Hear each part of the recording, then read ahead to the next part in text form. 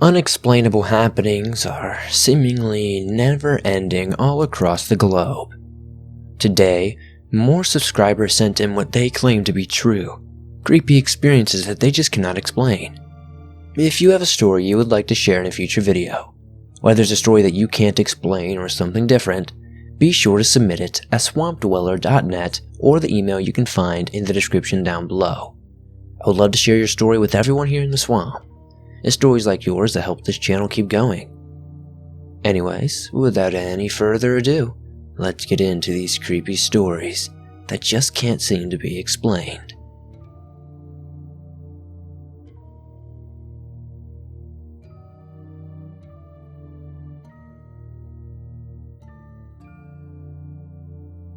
To start off, as a kid I used to pilfer through my granny's barn for toys, hidden treasures, and anything to satisfy my curious mind.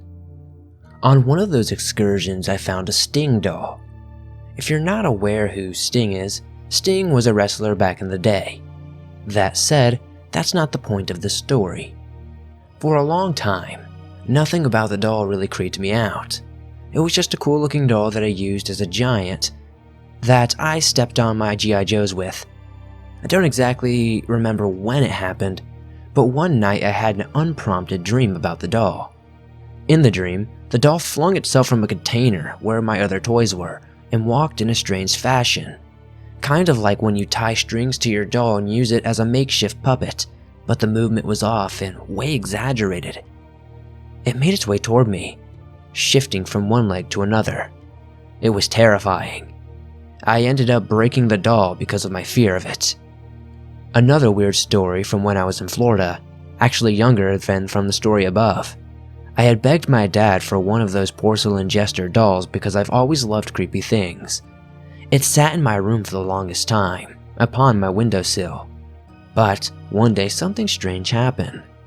Now honestly I can't remember it actually happening. I just remember grabbing the doll, running into the garage where my sister and friends were, taking a hammer and smashing the porcelain doll. They asked me what the heck I was doing. My response was that it winked at me. I honestly don't remember it winking at me, but maybe I blocked it out. I'm not entirely sure. These are a few of my creepy experiences I've gone through in my life. I hope you guys enjoy them, and thank you Swamp for sharing it on the show.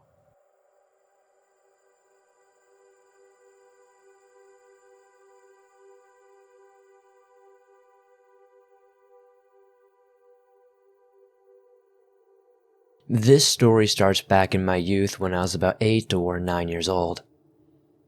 Me and my family of 5 moved around a lot during my youth, but there was one house that will always stand out in my memory, although I wish I could forget the experiences altogether.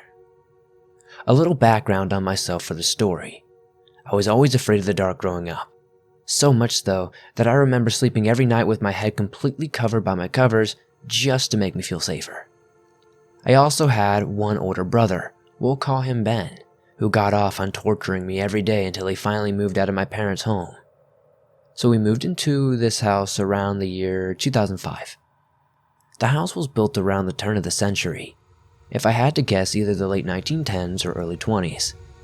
It had a very old style architecture, including giant sliding doors that could block off the living room from the entire house, and a very tall, dark, creepy cellar.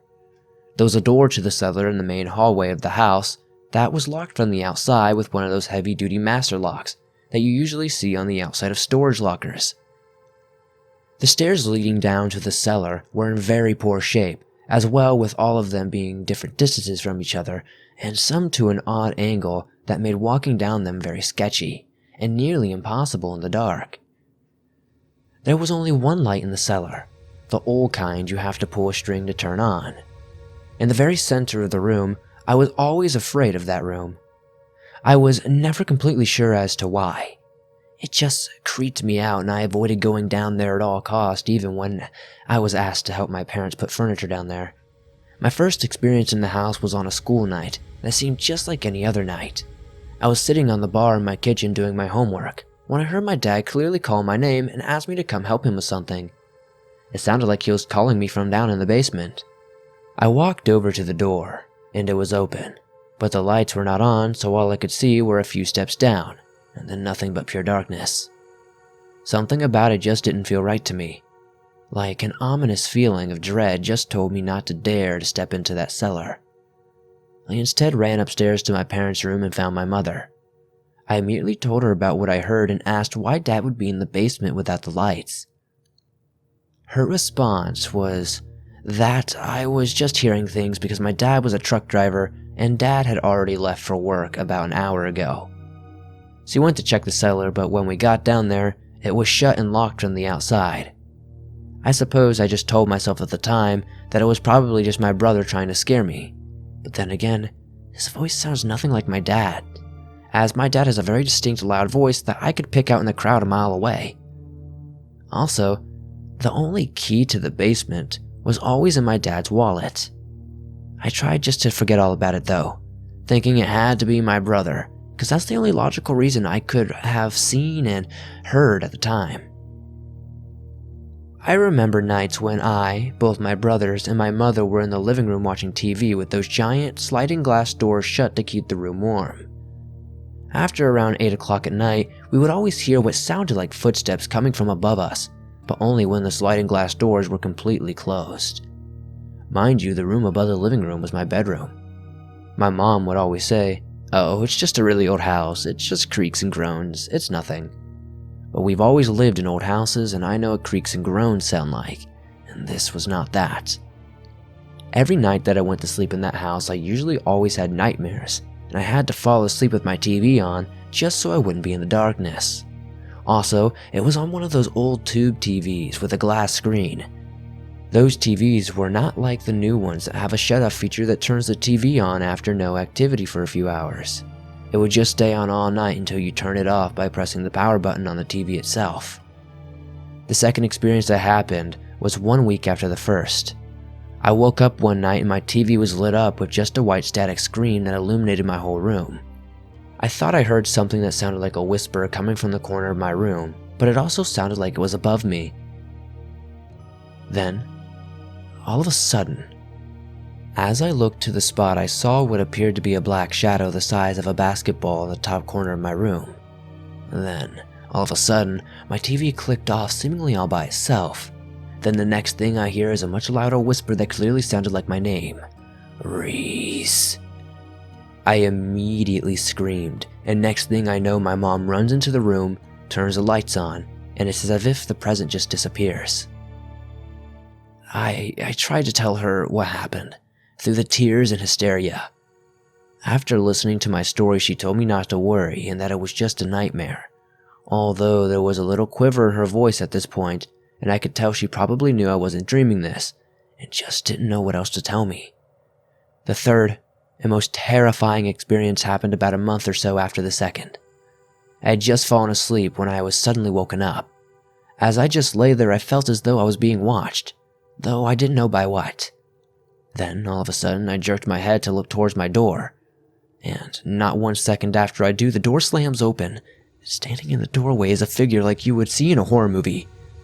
A tall female figure in a white nightgown, with black hair covering her face. I was so scared I couldn't even scream. All I could do was hide in my covers and hope it would go away. I probably laid there for more than an hour, finally looking at the door only to find it shut again. I eventually passed out from the exhaustion and then proceeded to have the most frightening and vivid dream I've ever had. Then all of a sudden I woke up panting and sweating in a completely black room. As my eyes adjusted, I could finally make out one little bit of light in the room, and my blood ran cold. I was laying on the floor of the cellar. I immediately found the stairs to my right and ran up them as fast as possible without tripping and tried to open the door, but it was locked. I began screaming bloody murder and beating the door until it finally heard my dad on the other side and heard him undo the lock and open the door for me. My parents and I never could make sense of what happened that night. There was no way I could have somehow sleepwalked down 2 sets of stairs, especially the crooked and warped cellar stairs, without falling. Plus, how could I have locked myself in? It could only be locked from outside. Not even my brother would do something this awful to me either. Also, how could my brother put me down there and lock me in if he never knew the key was, as my dad never told any of us where the key was until years later? I was convinced that there was a presence in that house that was specifically targeting me, as I was the easiest target. We moved out of that house about a month after that last experience. The second night after we moved out, there was a horrible storm in my town. The next day as we were driving, we saw our old house, and it just so happened that a huge tree had fallen in the backyard and landed on the house. It had destroyed one room in the home, and you guessed it, it was my room.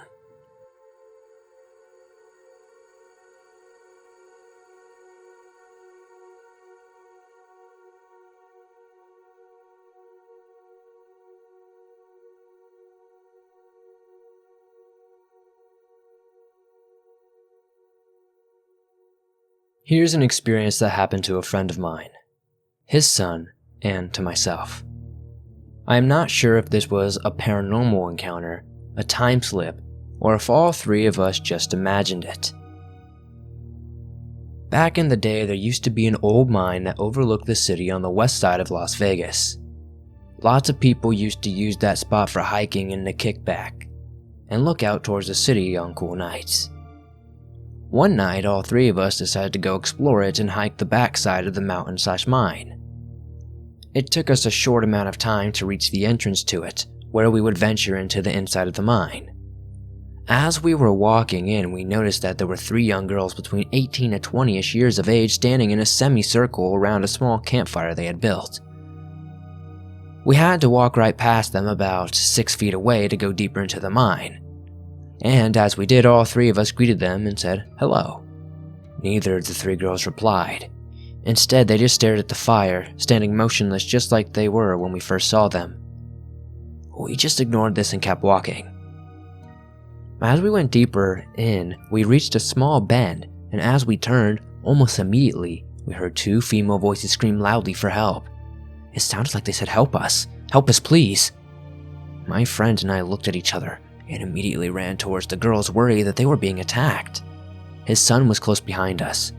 It took us no more than 30 seconds to reach the area they had been standing in, but when we got there, the teenage girls were not around. There was no sign of a campfire ever being made either, no burning wood, nor embers of any kind, and the girls had simply disappeared. We retraced our steps over and over for at least 20 minutes, even looking out over the side of the mountain several times to see if we could see a car or someone taking the girls hostage. We saw nothing. His son began to worry that maybe they were in trouble. So we decided to head back to our car after calling out several times for the girls but getting no answer.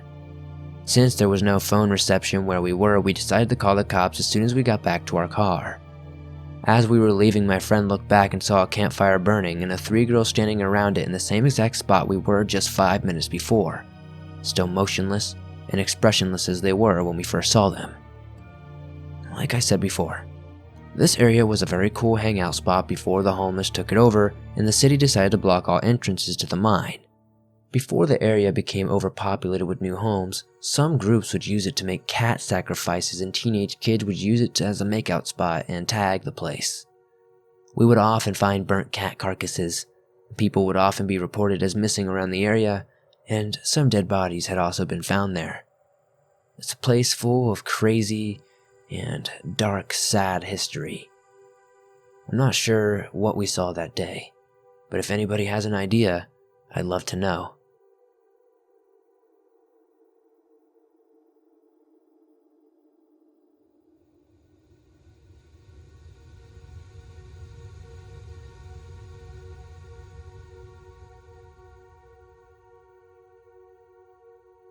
So in 17 years of life, I've experienced some weird stuff, so I thought I'd share some.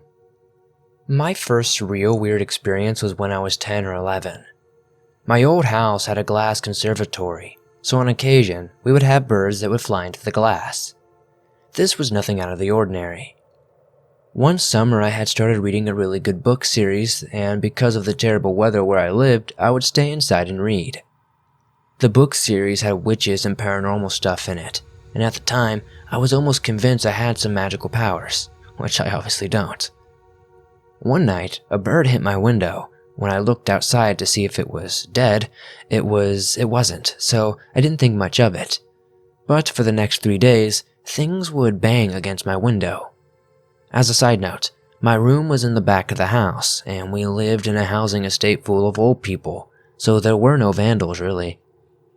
Every time it would happen, I'd go outside and there would be nothing there. There was only one time when I saw a bird fly away. My next experience was when I was 13 and living with my mom's new boyfriend and his kids. The house we were living was in the backside of nowhere, beside an abandoned farmhouse, surrounded by fields. We lived down a long lane that was only ever traveled down by family and occasionally a tractor. Because we didn't have any channels for our TV, my mom would download stuff like Game of Thrones from torrent sites onto a hard drive. The hard drive was really annoying because if you paused it, it would play by itself after 30 or 40 minutes of being paused. Anyway, I was home alone making food, and when I heard voices talking, I immediately thought it was the TV and the stupid hard drive was playing again, so I went to stop it. But when I went, the show I was watching was still paused. I checked the outside to see if anyone was outside, but no one was there. I've since moved twice and I'm currently living in the same estate as I did when I was a kid, but in a different house. My last weird experience happened 2 nights ago. It was really late and I was in my bed on my phone. I heard this really deep growling man's voice in the corner of my room. It freaked me the heck out. I told my sister about it in the morning, and she said she heard a deep breathing in her room that night as well. I've had other stuff happen to me, like things in my room moving, loud noises, banging doors, and cold spots, but I've always just thought it was the wind. This was how I felt every time, except for this one time I was in bed, and my entire right arm was freezing even though my room is the warmest in the house. Me and my mom joke about my ghost, and I always tell her about weird stuff that happens, and at first she thought I was just exaggerating, but now I think she believes me. She has said the ghost may have come from the old haunted military fort that's in the village we live in. It would make sense if the ghost came from there, but I don't know. Any opinions?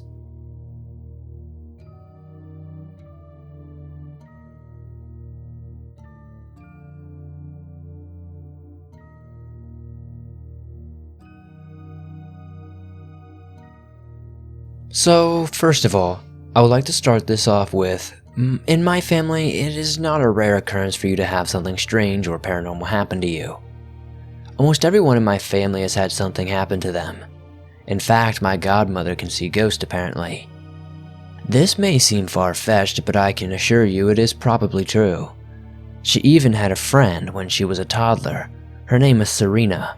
My mother, my godmother's sister, and my grandmother had always thought there was an imaginary friend since she was getting towards the age of making things up. One day my godmother asked my grandmother and mother. Serena said I had to go into the light with her, but I want to go ask if I can go first. My grandmother responded with, "No, you cannot go anywhere with her, especially not the light." And after that, they never heard of Serena again. But I'm getting off topic, so let's get into my story. When I was about 10, my family did a lot of relocation, and somehow we ended up in Utah. Now, we ended up staying in a trailer park with my Tio. They had an extra trailer for some reason, but I never really cared to ask. Now, time to skip to a few months later. My father had somehow convinced me to go see my Tio and his family. His trailer was only about a half a block away, so I agreed. When we got there, everything seemed to be fine. I was hanging out with my cousins Angelica, Aaron, and Philip. It had gotten late. I don't remember what time, but it was late enough to point out that it was probably time to go because it was hard for me to stay awake. So after about 30 minutes of trying to get my dad to go back home, we finally did. I walked into my small room where my brother and I slept. I went up to my bunk bed and went up to my little ladder and climbed up, and there he was. I tried to wake him up, but after a few minutes I just gave up and went to sleep. So I got a thin blanket and fell asleep on the bottom bunk. I was asleep for who knows how long when I heard, "Wake up, Peggy, we need to go to school." It was my cousin Aaron trying to wake me up. There was just one problem. My cousin didn't live with us. But me being the sleepy state I was in, I just ignored it. It was always a hard time to get me up out of bed, so they would understand. "Come on, we need to go," my cousin Angelica's voice said. Alas, I ignored it. Peggy, come on, I need your help with my reading." my cousin Philip's voice said. Me being the lazy butt I am, I still ignored it. This seemingly went on and on and on. I started feeling hands on me shaking me awake, trying to get me out of bed at night to do something. It went on for who knows how long, but I never actually got out of bed. Not once did I try to even budge. I was way too lazy for that. After that, I didn't think much of it. It wasn't until I was in California talking to my mom about the old trailer we lived in. She said that she had her own experience. Someone had gotten in bed with her, and when she looked to see who it was, no one was there. So I shared mine with her, and she had a shocked look on her face for a few seconds or so, but then she ignored it. Not too long ago, I was talking with my grandmother. We were watching a show called Dead Files, and she brought up how we had paranormal stuff in our family. So I told her about what happened to me in Utah. Somehow my godmother, who was in the room and was listening to us, and grandmother had a dumbfounded look on their face. I asked them if it was a dream or something, and they looked away and mumbled maybe. If it was enough to freak a woman who could see ghosts out, I'm pretty sure it was something more than they said. They still haven't explained what happened to me, and I'm 100% sure it was not a dream. So, can someone please explain what it could be? Thank you for sharing my story.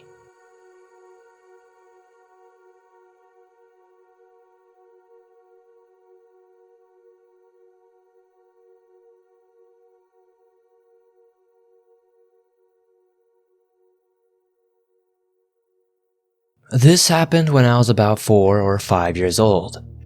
My mom, my stepdad, and I went up to St. Louis to visit my stepdad's sister. That night, my mom and I were to sleep in the living room. They had 2 couches facing one another, with a coffee table in the middle. I was on the couch and my mom was on the other. My step-aunt had turned a couple of night lights on so that I could see around the room just in case I needed to get up and go to the bathroom. Everyone was in their rooms asleep for about an hour now, including my mom. Me, being a little kid, I wasn't even tired yet. I was laying on my back playing with my small stuffed animal I had brought from home, listening to my mom's snores, when all of a sudden, I had an extremely intense feeling that someone was watching me. I had an urge to lift my head in the direction the feeling was coming from. There, standing over me, looking down, was a tall man in some kind of uniform. What got me was that there was this huge black eye socket that seemed to look right in my soul. His eye sockets were empty. I can't even describe the fear I felt at that moment. I yanked the covers over my head and I shook with fear and began to sweat. I did not get a good feeling whatsoever from whatever this thing was. It was just genuinely the epitome of terrifying.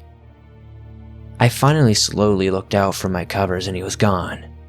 I jumped up and ran over to my mom, shaking her awake. Mom, there's a scary man standing over there. I was crying and shaking uncontrollably, and honestly I was inconsolable at this point. In her half awake, half asleep mind, she mumbled that I was just dreaming. I crawled in beside her as best I could and looked around the room. I didn't see anything, but I still felt like someone was watching me. I pulled the blanket she had over my head and had a very restless night. I'm 24 now, and to this day, I wonder what that thing was. I have kind of drawn up my own conclusion that it was a dark spirit probably attracted to low vibrations. I found out later in life that my step-uncle was an alcoholic and verbally abused his children, so this would make sense why this dark presence was lingering around. Let me know what you think.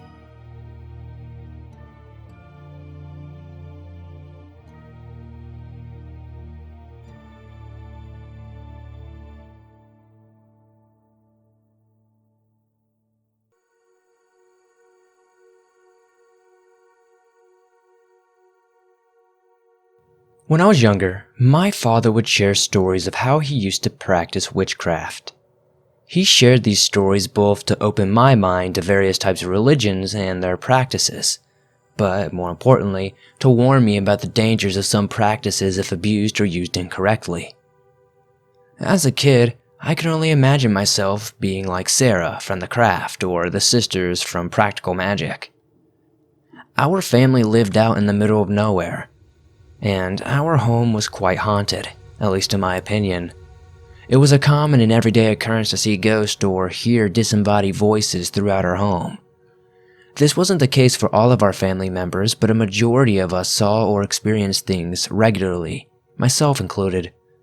In time, I grew curious as if it was all possible to trap spirits into vessels. So I began to practice, using statuettes my dad had bought for me. After a week, I'd come to find the conclusions that such magic were only something you saw in movies and not something you could replicate in reality. Some background information. My bedroom was on the second floor of my grandmother's house. It had a balcony door that was made of glass so I could look outside, towards the tree-covered creek that was directly next to us, and my bedroom door locked from the inside.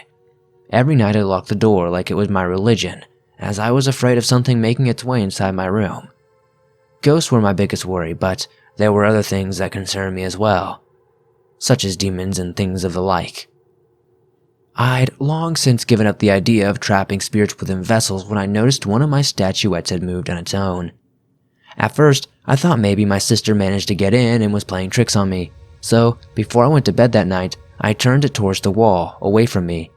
In the morning when I awoke, I found the statuette was staring at me. I continued experimenting with moving the statue away from me each night and every morning. I'd wake up and it was staring in my direction every single time. I tried this with another statuette as well and had the same results. I was spooked by all of this.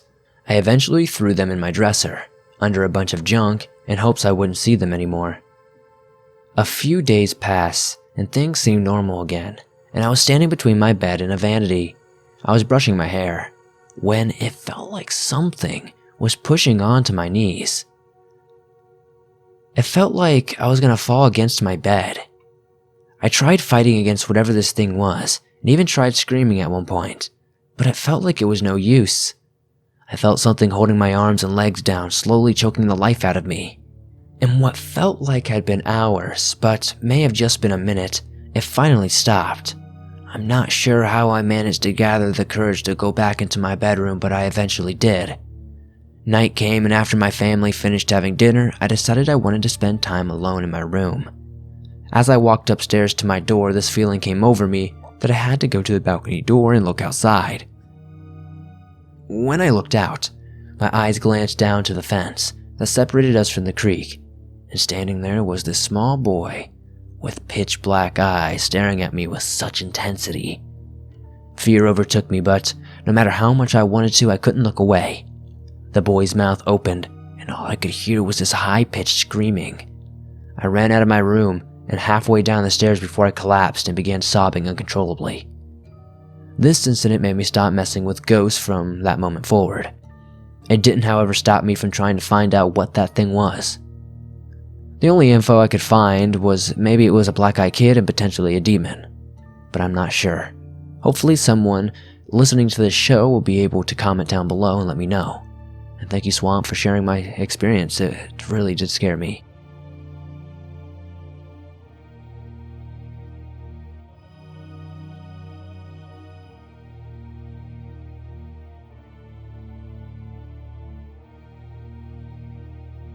This is more of an unexplained story than scary, but I was commuting back to college after spring break. I go to college out of state, so I have quite a long drive to get back to school. While I was driving through Indianapolis, I realized that I needed gas, and that I should probably use the bathroom as there was a long road ahead of me. So I stopped at the last exit before I would be totally out of the city. When I pulled into the gas station, I realized that they did not have a bathroom, so I figured I could stop at the McDonald's down the road. Before I pulled in, I looked around and saw that in addition to not having a bathroom, the parking lot was also full, and there was also a 20+ car line at the drive-thru. Each car was bumper to bumper. However, I was surprised to see that this McDonald's was so busy as it was somewhat late at night. I didn't think to question it though, as many people were traveling because of spring break. After I pulled in and parked, things started to get weird. I noticed that every car in the lot and drive-thru was left running with no drivers in sight. I began to examine the cars in the lot as I was in such close proximity until I saw a man turn the corner near the drive-thru around 50 feet away. I could not tell what he was wearing, but I did realize that he was beginning to walk towards me. In response, I decided to try to go into the restaurant to use the bathroom and get away from this odd situation. When I did this, it seemed to anger the man as he began yelling something inaudible to me. I got spooked and tried to open the door, but quickly figured out it was locked. I decided that I probably did not want to meet this strange man and beeline for my car. After seeing this, the man simply picked up his pace and elevated his voice to what could only be described as a scream. While I fumbled with my keys for what felt like 10 minutes, I was able to get into my car without the man getting super close to me. As I turned on my car, I realized he made his way within being 10 feet of my truck. When I saw this, I threw it into reverse and flew out of the lot as fast as I could. I looked in the rearview mirror, and all I saw was the man glaring at me through my back window with his hands to his sides. While I have thought about it quite a bit, I have been unable to figure out the significance of the man or the surplus of empty vehicles with their lights on. To this day, thinking about this strange situation makes me sick to my stomach.